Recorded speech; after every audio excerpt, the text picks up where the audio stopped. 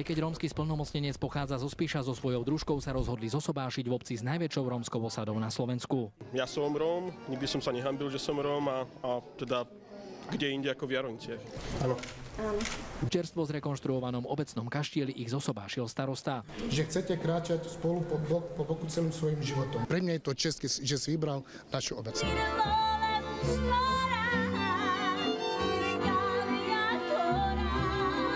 Peter Polák má už z prvého manželstva 2 deti a teraz už s druhou manželkou aj 6-ročnú dcéru a polročného chlapčeka. A plány, koľko Boh dá, toľko bude. Mladomanželom prišli zablahoželať aj jeho kolegovia z parlamentu. Pevne verím, že mu to vydrží. No svadobné dary na typickej rómskej svadbe mladomanželia čakať nemôžu. My nevyberáme žiadne pračky, chladničky ani príbore, dávajú sa u nás len čisto finančné dary. Na svadobnej hostine v Kultúrnom dome bude hodovať až 150 ľudí. Do rána im budú vyhrávať 3 rómske kapely a nebude tu chýbať ani tradičný obrad podľa rómskych zvyklostí. Z Jarovníc Martin Jedinák, televízia Markíza.